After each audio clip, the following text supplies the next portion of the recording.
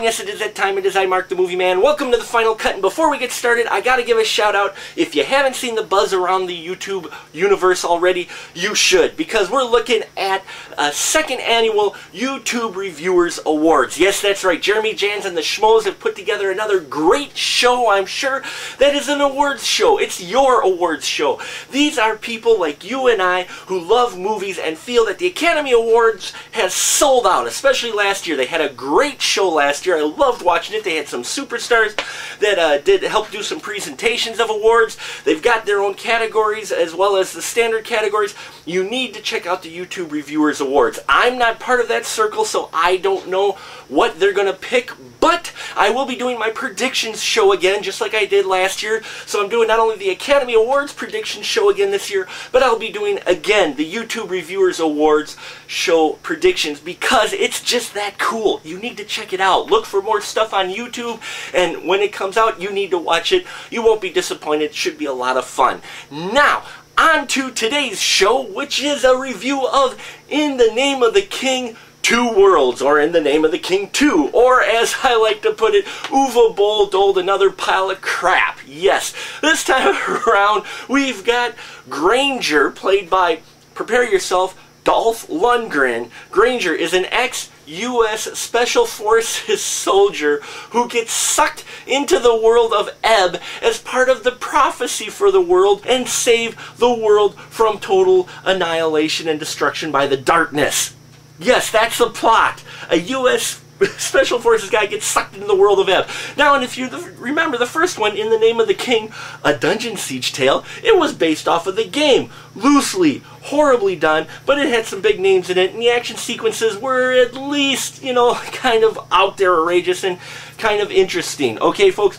This time around, though, UWE Boll couldn't quite get the muster up to do some exciting action sequences with this film, and so they are boring. The man is fantastic. I mean, this guy not only can, like in Blood Rain 3, take two very attractive women making out and make it the most boring scene you've ever watched.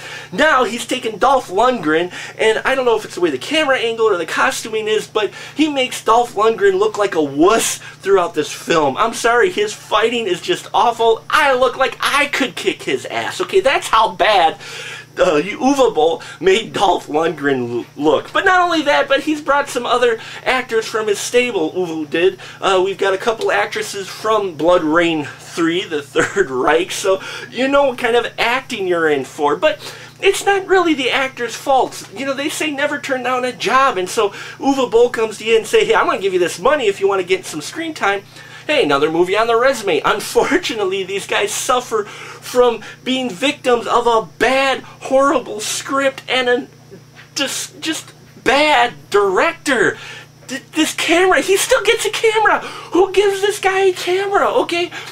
They paid $7.5 million estimated for a budget for this film. 7.5 mil. You know how many fantastic low-budget films that are right now struggling to rub two pennies together to finish their production could use some of that money? Starving families in the U.S., Africa, all over. You know how many people you could feed for $7.5 million?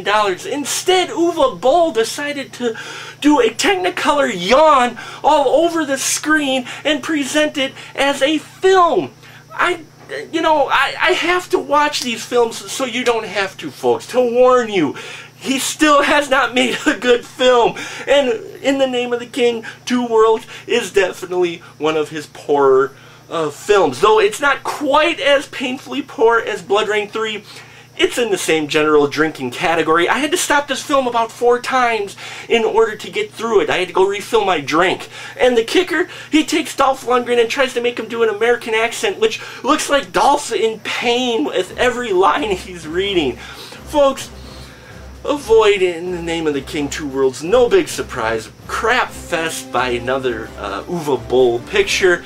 And definitely only watch it if you have lots of alcohol.